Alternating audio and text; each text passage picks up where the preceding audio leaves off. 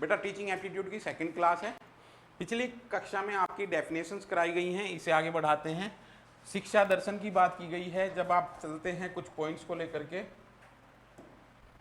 यथार्थवादी दृष्टिकोण, realistic approach किस चीज को बढ़ावा देती है, ये आपका रिसर्च का भी पॉइंट हो सकता है।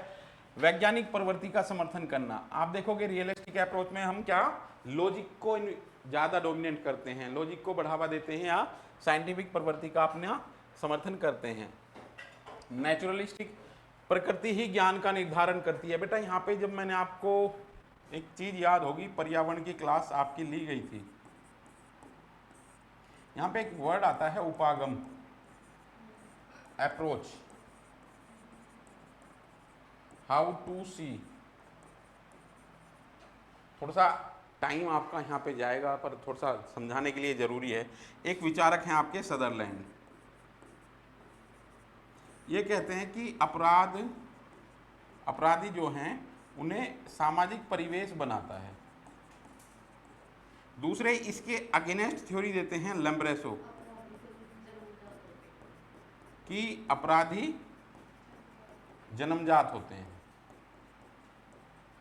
प्रारूपवादी सिद्धांत दिया इन्होंने। अब बेटा दोनों ही अपोजिट हैं, तो इंपॉर्टेंट चीज ये है कि कोई विचारक किस अप्रोच को यूज कर रहा है। इससे आगे बढ़ेंगे तो पर्यावरण की जब हम बात करेंगे तो पर्यावरण में हमने दो यहां दिए हैं, पर्यावरण नियतिवादी और दूसरा दिया है पर्यावरण संभाव्यता, पॉसिबिलिज्म। नियतिवादी में यहां पे कहते हैं, देखो बेटा इन्हें समझ लेना, ये एनवायरमेंट है, ये व्यक्ति है, एनवायरमेंट इसी की सब चीज़ों को निर्धारित करता है। तो यहाँ कहते हैं कि एनवायरमेंट नियत करता है कि ह्यूमन बीइंग की कल्चर किस तरीके की होगी। इस अप्रोच को बोलते हैं पर्यावरण नियतिवादी, ठीक है। और जब यहाँ ये रिप्लेस की किसने कि ये एनवायरमेंट है और इसको ये ह्यूमन निर्धारित करता है, तो ये कहलाती है एनवायरमेंटल पॉसिबिलिटी। आज मानव ने इतना टेक्नोलॉजिकल डेवलपमेंट कर लिया है कि वो एनवायरमेंट को कंट्रोल कर रहा है। अब आप देखोगे इसी प्रकरण में अगर देखोगे कि अगर हमारा माइंड हमारी सेंस को गवर्न करता है तो इसको हम बोलते हैं तार्किकता या यथार्थवादी। अगर ये सेंस माइंड को गवर्न कर रही हैं तो ये भावनात्मक चीजें होंगी। आप देखोगे हिंदी सिनेमा में जब आप सॉन्ग सुनते हो तो दिल और दिमाग दो चीजें होती हैं। जब आप दिमाग के रिश्ते बनाते हो किसी से तो तार्किकता पे आधारित होंगे, जब दिल से रिश्ते बनाते हो तो वो भावनात्मक होंगे। आप किसी तरीके से स्टडी करोगे, इसी चीज को हम बोलते हैं अप्रोच या उपागम, जिन चीजों का यहाँ जिक्र किया गया है। शिक्षा दर्शन की बात आती है तो यथार्थवादी, प्रकृतिवादी, जहाँ प्रकृति ही ज्ञान का निर्धारण करती है, ठीक है, इसे हम नेचुरलिस्टिक अप्रोच बोलते हैं। आइडियलिस्टिक में विचार ही प्रकृति का निर्धारण करते हैं, यह प्रकृतिवादी विरोधी उपागम है, जो अभी मैंने आपको डिटेल में समझाया है। शिक्षा सर्वांगीण विकास। अब शिक्षा की जब हम बात करते हैं तो ज़्यादातर लोग शिक्षा का कंपैरिजन जो करते हैं अपने मार्क्स से करते हैं, जो परसेंटेज ऑफ मार्क्स है, कितने परसेंट मार्क्स आए हैं उसे शिक्षा से तोलते हैं, नापते हैं। तो आप देखोगे वो परसेंटेज ऑफ मार्क्स ही एजुकेशन नहीं है। आपके सभी विकास, सभी पक्ष, सर्वांगीण विकास, overall development of human being इसमें इंक्लूड होगा, शिक्षा में इंक्लूड होगा, जिसमें क्या आ रहे हैं, नैतिक विकास, मानसिक विकास, सामाजिक विकास, सांस्कृतिक विकास, आर्थिक विकास आदि। आज सबसे बड़ा क्राइसिस ये है आपकी नई पीढ़ी में कि बच्चे के 98% मार्क्स आ रहे हैं, बट अगर उनके घर में कोई अजनबी या उनके फादर के फ्रेंड आए हैं तो वो एक रूम में अलग चले जाते हैं, वहाँ बैठ जाते हैं, ना पानी की पूछनी, ना चाय की पूछनी, ना किसी को नमस्ते दुआ सलाम पैर छूने की पूछनी है। तो बेटा ये क्या है, ये ओवरऑल डेवलपमेंट नहीं है किसका, स्टूडेंट का। तो नैतिक विकास, मानसिक विकास, सामाजिक विकास, सांस्कृतिक विकास, आर्थिक विकास, साथ साथ यहाँ पे आप देखोगे शारीरिक विकास भी इंक्लूड होता है। इसलिए आप देखोगे क्या कराते हैं वहाँ पे स्कूल में, फिजिकल एक्टिविटी। तो शिक्षा में आपका ओवरऑल डेवलपमेंट इंक्लूड होगा, ना कि कोई एक पक्ष। आगे चलते हैं बेटा, उस शिक्षा में अध्यापन का वांछनीय परिणाम क्या है। यूपीएचईएससी अभी हायर एजुकेशन में असिस्टेंट प्रोफेसर का एग्जाम हुआ है 2026 में अप्रैल में। यहाँ पे ये क्वेश्चन पूछा गया है, उच्च शिक्षा के स्तर पर आकर के शिक्षण का वांछनीय परिणाम क्या चाहता है शिक्षक हायर एजुकेशन में? क्या चाहता है वो? स्वतंत्र विचार स्तर को बढ़ाना। ठीक है बेटा, यहाँ अगर अभी मैं आपको MLT, ULT, RLT सब पढ़ाऊंगा, यहाँ पे BS ब्लूम का भी जिक्र करेंगे, आपके जो रिसेंट में क्वेश्चन आ रहे हैं उनका भी जिक्र करेंगे। तो ये इंपॉर्टेंट है बेटा, उच्च शिक्षा में अध्यापन का वांछनीय मतलब डिजायरेबल रिजल्ट क्या है, क्या चाहते हो? तो स्वतंत्र विचारों की ग्रोथ चाहते हैं। आप देखोगे इसीलिए हम क्या करते हैं, जो विचार गोष्ठी हैं वो इसलिए ही तो आयोजित कराई जाती हैं हायर एजुकेशन में। किन मुद्दे पर आती हैं? जो नवीन हैं, नवीन मुद्दे हैं समाज में, उन मुद्दों पर विचार गोष्ठी कंडक्ट की जाती है ताकि क्या विचार स्तर बढ़ सके। चले आगे बेटा, शिक्षण व्यवसाय को अपनाकर आदर प्राप्त होता है।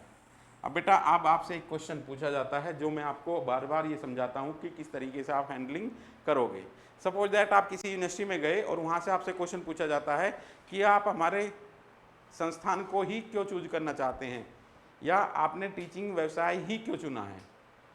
तो वास्तविकता तो व्यवहारिक तौर पे तो ये है कि सबसे सेफ जॉब है, विशेष तौर पे लड़कियों के लिए सबसे अच्छा पैसा है, कम टाइम है, कोई जिम्मेदारी in comparison than other sector कम है।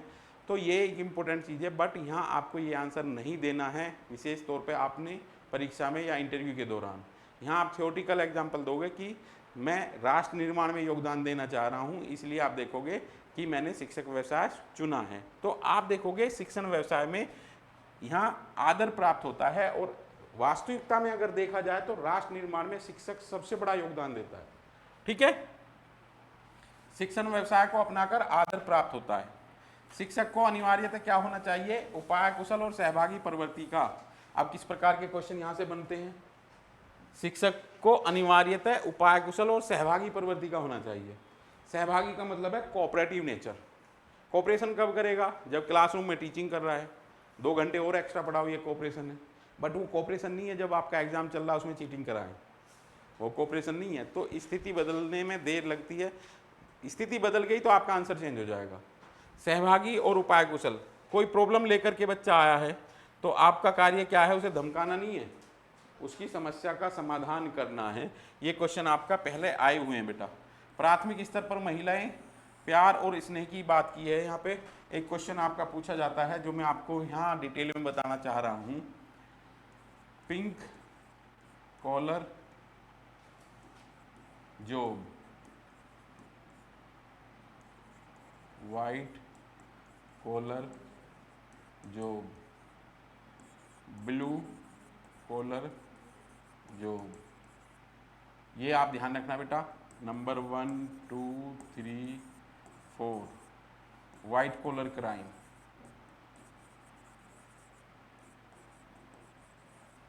इसे बोलते हैं श्वेत वसन अपराध।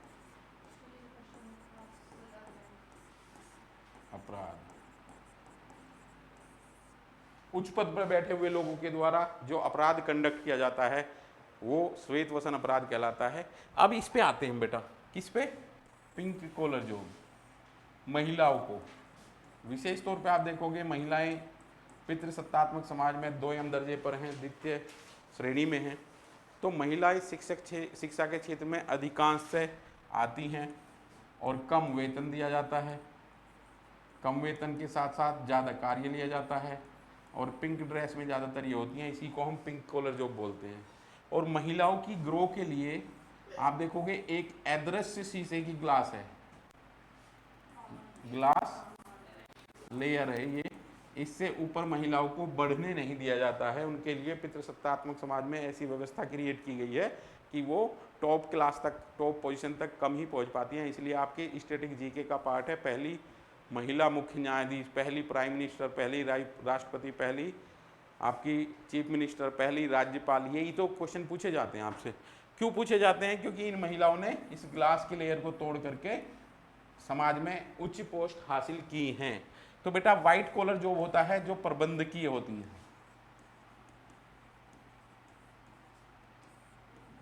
उच्च पदों पर बैठे लोग प्रबंधकीय, जो व्हाइट कॉलर, वहां कार्य का कोई काम नहीं है, जो आप देखोगे पिंक कॉलर महिलाओं की जो होती है, ब्लू कॉलर आपके मजदूर होते हैं,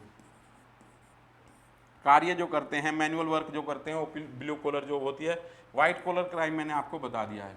तो आप देखोगे कि महिलाएं क्यों सेलेक्ट की जाती हैं प्राइमरी लेवल पर, क्योंकि ये बच्चों के इमोशंस को ज़्यादा अच्छे तरीके से जान सकती हैं। यहाँ पे एक वर्ड और लिख लो बेटा, इमोशनल इंटेलिजेंसी।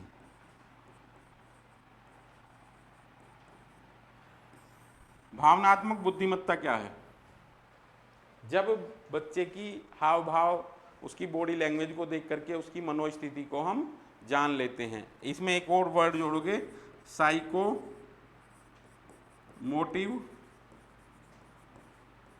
स्टेज, मनोदैहिक अवस्था। किसी भी बच्चे की साइकोमोटिव स्टेज वो होती है जो उसकी बॉडी को लैंग्वेज को देख करके इजीली हम रीड कर लेते हैं। इस रीड करने की इंटेलिजेंसी को हम बोलते हैं इमोशनल इंटेलिजेंसी।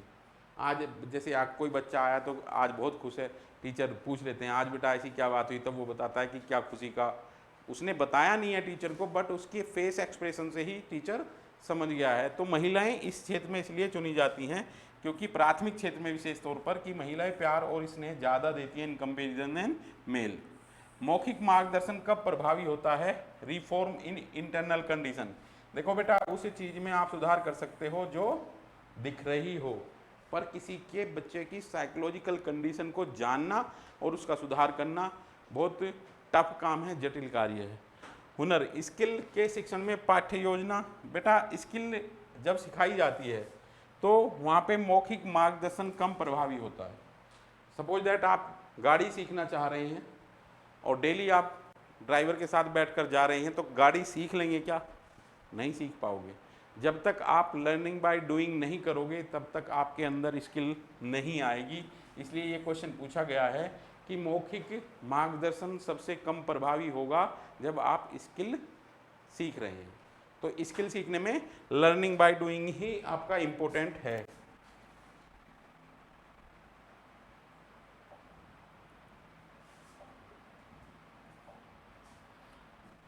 अब बेटा आपके इंपॉर्टेंट पार्ट एक आ जाता है MLT, ULT, RLT।